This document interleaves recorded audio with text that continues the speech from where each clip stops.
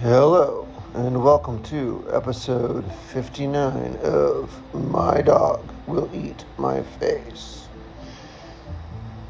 This week, I decided to take stock of where I am so far, where I've been, and where I'm undoubtedly headed. It seemed as good a time as any is to see areas that I could use some improvement and areas to where I have improved. When your time's cut short, it becomes all the more imperative to take stock of such things.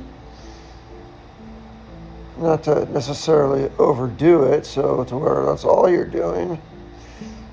And you, of course, do want to live and try and let live when your time is short. But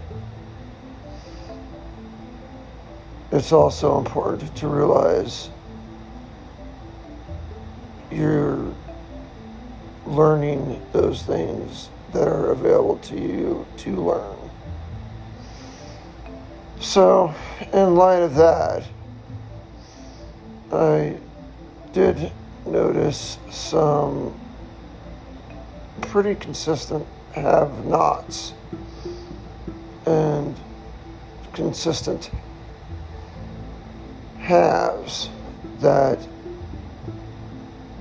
are rather ubiquitous, at least so far in my experience with my own demise. And the most unfortunate bit of it is more relative to the human condition itself, as opposed to, say, the physical well-being of a person. You'd expect if the worst part about dying is, well, death. And while that certainly comes to a clamorous end at the end, I guess, that doesn't seem to be the worst part of it, at least insofar as what my experience is right now. Instead, what I come to is more,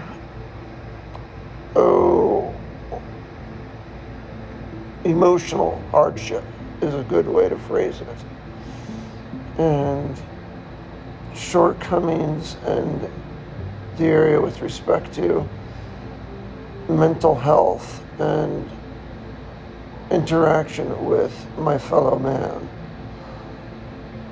And you'd think that'd be the one area to where we would have the most improvement.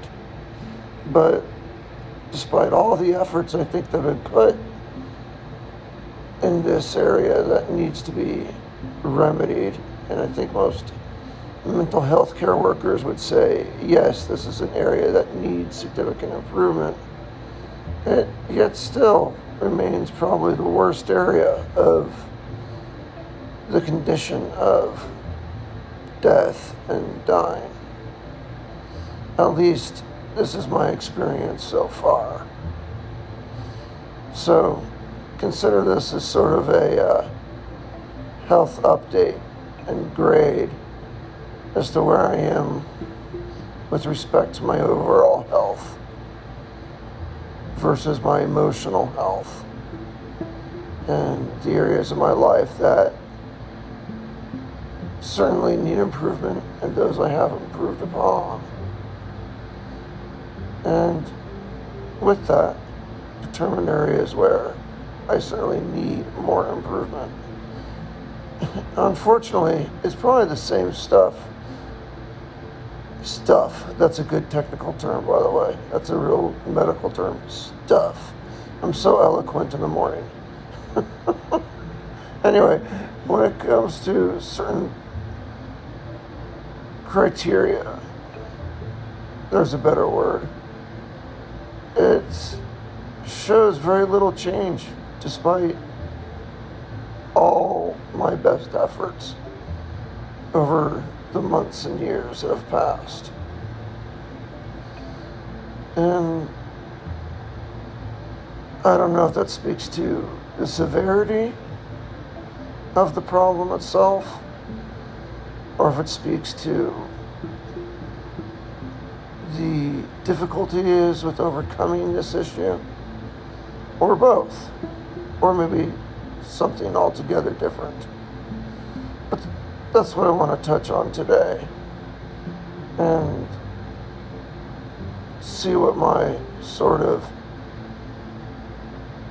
health report is, and what my final score rates myself at the end of the day,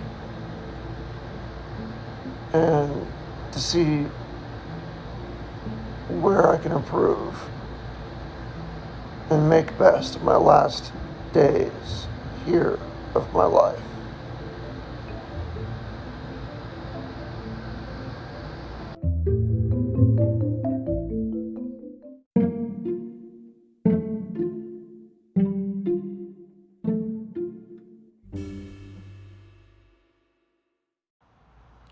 To begin with, let me start with the most obvious factor, and that's the physical health. As time goes on, I definitely degrade. I've witnessed this firsthand. I've felt it. It's measurable physical criteria that I can match against, and can be even remedied, well, not remedied, but studied at least, and made aware of more thoroughly through lab work and other analysis. It's got the advantage of being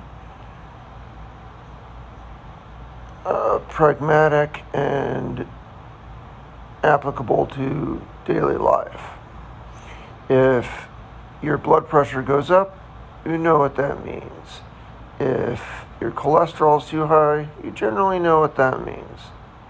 For the most part, these are understood criteria and can help a person to make better physical choices. And so it's rather simple to say that those physical ailments that are indicative of my decline have increased over time.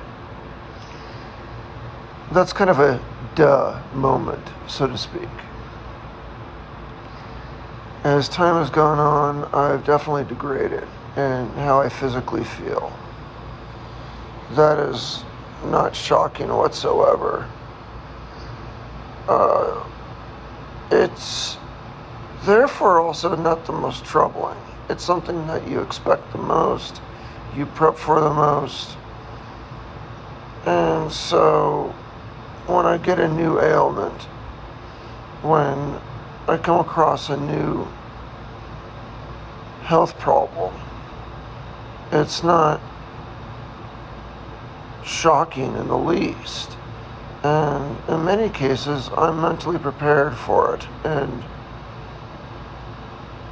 able to do something to at least mitigate the effects of that problem. A fine example of this is when I came down with kidney failure. Well, shocking. I wasn't warned about this.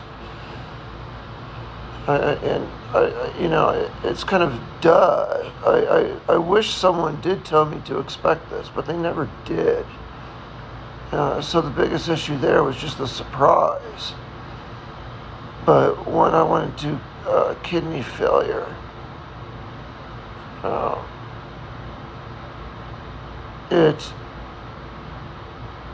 it was shocking and troubling, but at the same time, that's coupled with the understanding that my physical ailments will worsen as time goes on, in one way or another at least. So while I was not specifically expecting this, I was expecting something to get worse. And that did soften the blow and help with the impact of such an ailment. So, most certainly, the physical aspects, which you would think would be the worst, are expected and therefore, I think, most mitigated. It's sort of like seeing a U-turn sign ahead on a roadway. And then you come across that U-turn and it's expected. You know there's going to be a U-turn. You're not shocked. You're not going to say, oh my God, there's a U-turn. This is entirely new information. That is not shocking in any way whatsoever. You could prep for it. You might begin to slow down for it. You might have to adjust your speed. You might downshift gear if you're going downhill. There's a number of things you could do depending on the climate and many other factors that you can do to mitigate the upcoming U-turn. So when it happens, it's not a shock. It's as expected. It happens as expected. And you therefore don't go careening off a cliff to your death. And so, roadside save lives. There's a bold statement. I am boldly in favor of road signs. Anyway, so those physical aspects were probably some of the largest changes, but the most easily mitigated. And as I already stated, the kidney failure was a prime example of that. The most significant and daunting news that I received, but also, I knew, although not specific, I knew that there was going to be some worsening of condition, so that when it did occur, it softened the blow. So, with that said, it certainly was not as severe as it otherwise may have been. It would have been made better, of course, if I knew specifics such as expect kidney failure, but the specificity that you can get into is more difficult, of course, as the more granular you get. So, even though it was still a surprise to me, I count it as somewhat expected and therefore mitigated to at least some extent.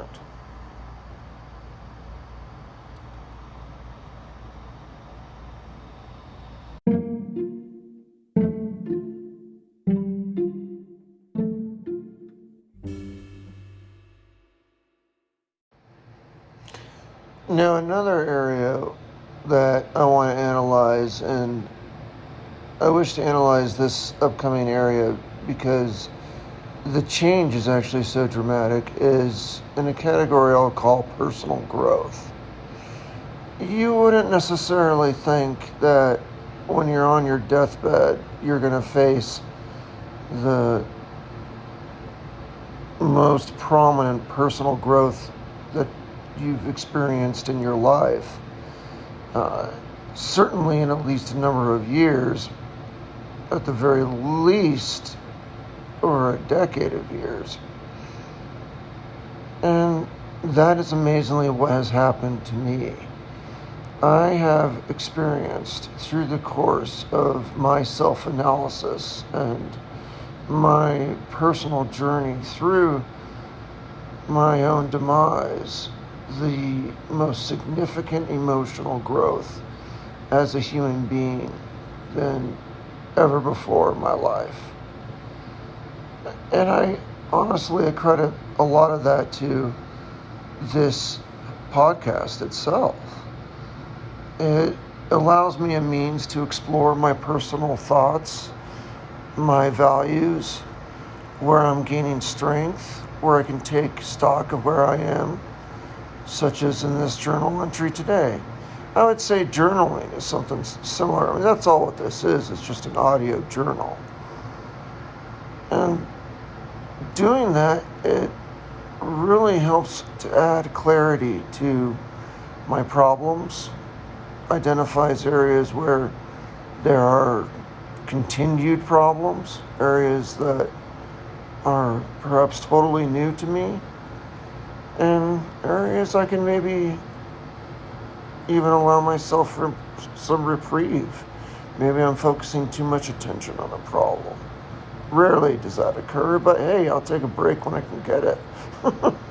So, it can be any number of things that can come as a result of that sort of self-analysis. In my case, I think I achieved the ultimate in that I completely altered and changed my universal view as a consequence of my self-analysis of my thoughts and feelings as I go through this process. That is, my entire view of the human experience, of life itself, of what is good and bad even, and what to have value in and what not to have so much value in, have changed dramatically throughout the course of this process. You would think, I guess in hindsight, most people would have an experience like that, but not something to such a degree that their worldview would alter altogether, which is what happened in my case. My worldview has completely altered through the course of this process, and in a way that has brought me far from where I was, which was in fear of my illness and my suffering, to a point to where I don't fear death at all, and I'm actually completely at peace with the thought of my own death. That is something I was never able to say before. And I've come to a point to where my death itself is not one of my biggest issues. So, that was a pretty dramatic change, needless to say. And you can say it happened because I placed a lot of attention in that area. I think I rightfully identified the ways with which to constructively view my thoughts and feelings, and to get the most bang for my buck, so to speak, to adjust them and to improve my thoughts and feelings and rationale, to really maximize my joy and my life in these last few days that I have left. And I think I accomplished that dramatically. And that is truly amazing. But it is still shocking to achieve such a haughty goal.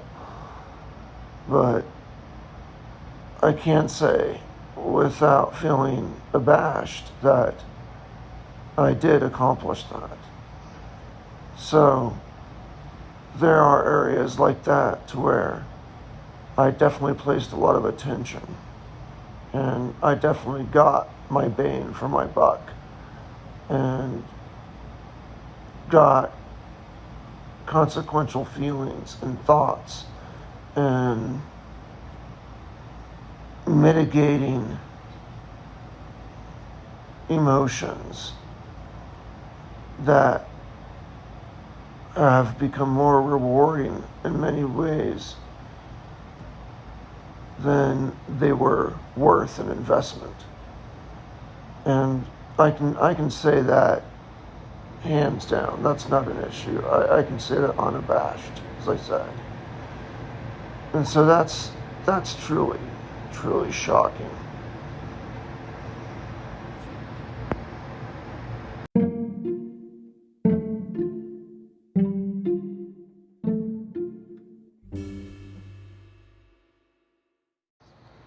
Now, there's one area that needed significant improvement and help from the very get-go of this journey. And it's an area that still requires significant help. And I don't know if it's because I failed at what I've tried to do, or if it's because it's so embedded within the human condition that it's near impossible to overcome, or perhaps it's too reliant on others to focus their own attention on this factor.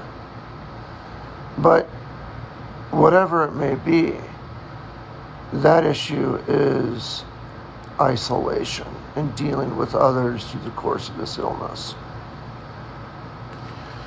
By far, one of the biggest problems with this journey is being isolated from friends and family. Many of my friends have more or less walked away from me and have stopped being my friends, because my friendships were all, ooh, yay, fun friends, so to speak. They were not deep emotional friendships. Well, they were friendships that were great, but we wouldn't talk about anything of any depth. But we would definitely go out a lot, but that didn't mean we were very close, if that makes sense. And I knew that was an area going into this that needed a lot of improvement because of that.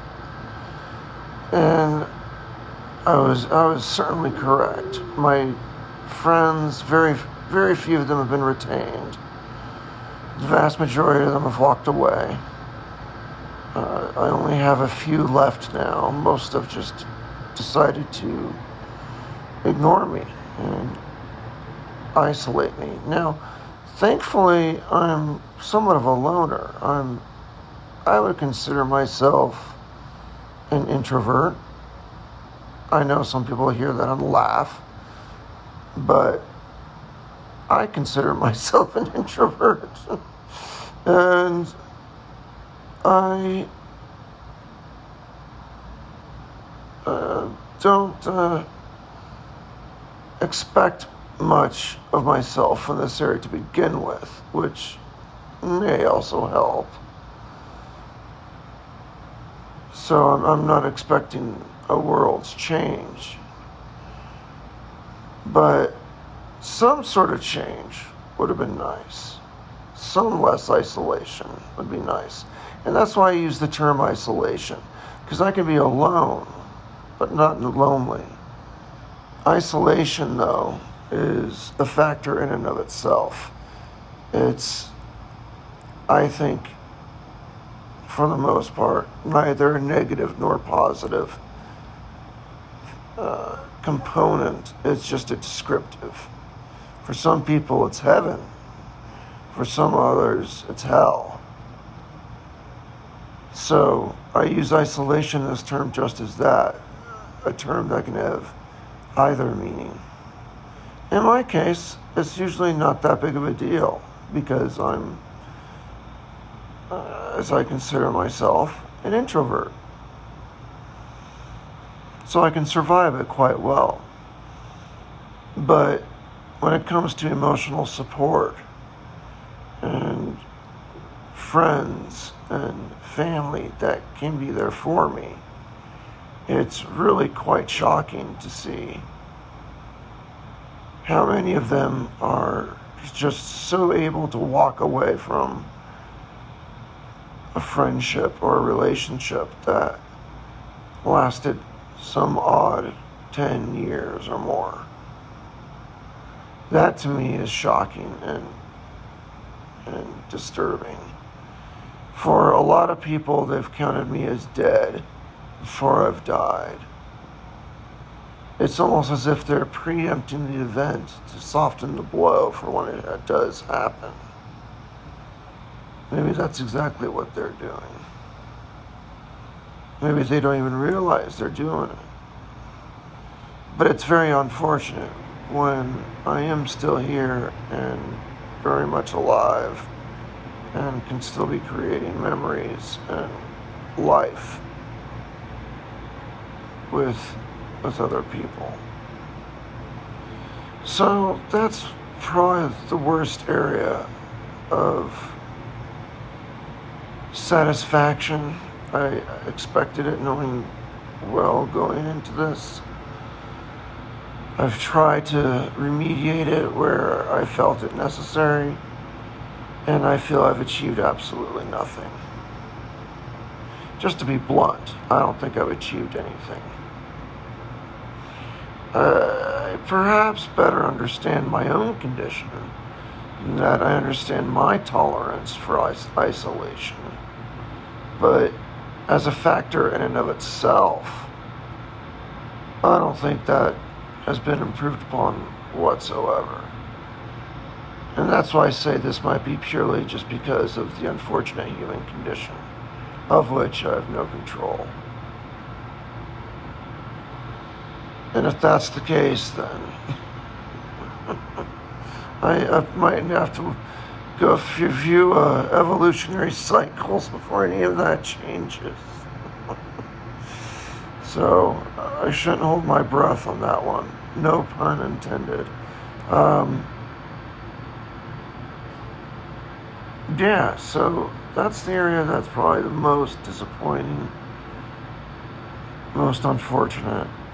And even though I am an introvert, this is by far the most troubling today. And it is by far the hardest thing to deal with. Because even though I prefer alone time, I do want some human interaction. I do want some sort of back and forth with people. And so it's important to me to at least have some factors there that encourage my interaction with other human beings and other human experiences, interhuman experiences. That's an important part of life. And that's something that has diminished dramatically in my life, unfortunately. So that's certainly an area that I'm well aware of. I know it's an issue. I don't know what to do about it, what more I can do about it, that is to say. Because so much of it does depend upon the human condition. I've certainly mitigated my own feelings and thoughts on it as best I think I have, or as best as I could, or close to it. I mean, let me at least be mild. I've at least had some improvement with how I can personally handle it. For example, just being aware of it as being part of the human condition and realizing it's not my fault is an improvement. That right there is just, that cognizant thought right there is an improvement. But unfortunately, it's still not an area where there's been substantial improvement. And again, that's probably not my fault, probably has nothing to do with me. And with my best efforts and means behind it, it could be something that is inalterable and something that I'm just stuck with for as long as I write down human in the species column. And that might just be something that I have yet to endure in the last days of my life.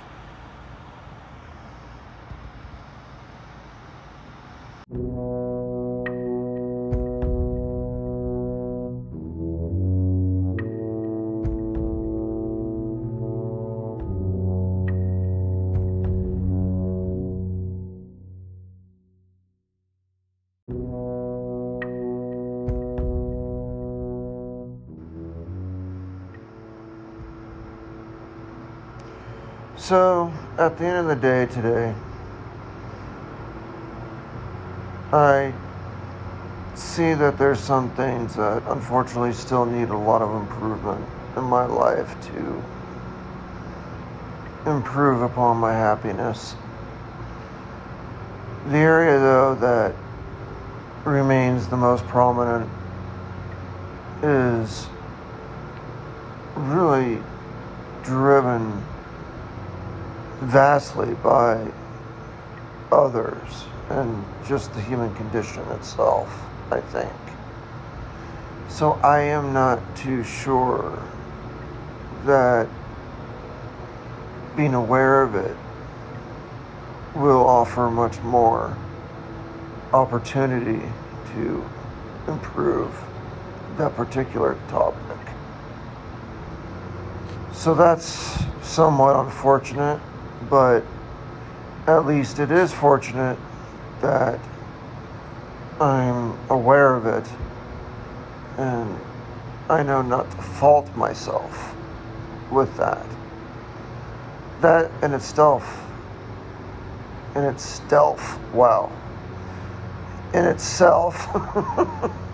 is a rather appropriate move, I would say.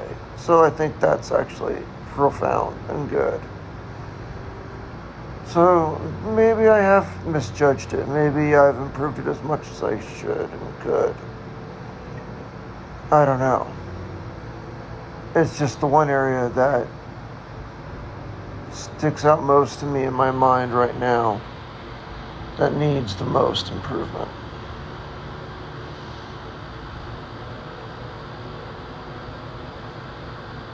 Perhaps I should do another analysis,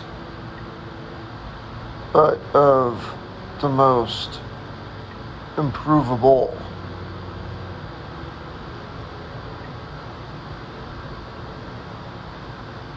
With the function of improvement as a variable itself to measure against. Not necessarily the need for improvement, but the actual ability to improve something, say, within myself versus something that is entirely external to my being.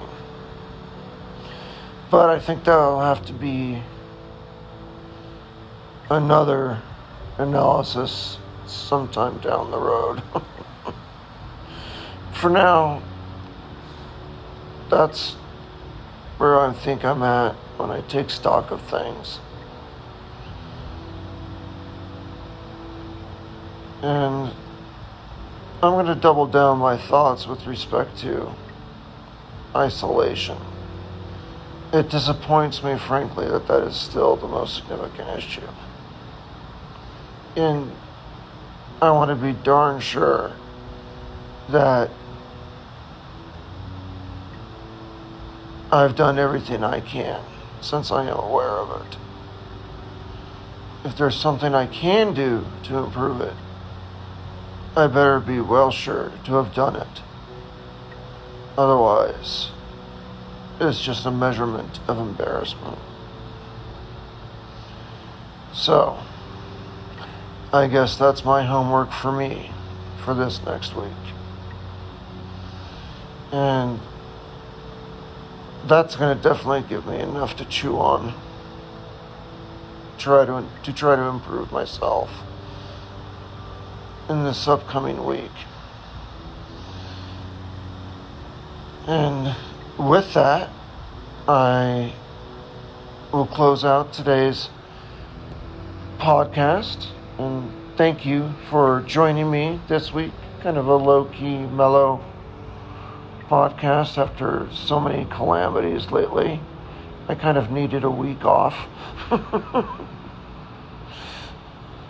So thank you for listening in and coming with me on this chaotic journey of ups and downs and every feeling in between. I do appreciate your listenership more than anything. Be sure to also follow the podcast and to turn on notifications so you're notified of future podcasts. And if you really want to support the podcast, just go to patreon.com/mydogwilleatmyface, and I'll also leave a link in the description. And once again, most of all, thank you so much for tuning in and listening to this podcast. That is the one thing that you've already done of the most meaning. That's the most support you could give me. And I sincerely thank you for your patronage. And I mean that in the classical sense, not the patronage. Although that's appreciated too. So, with that, I will hopefully tune in again next week. And for now, I will say, auf Wiedersehen.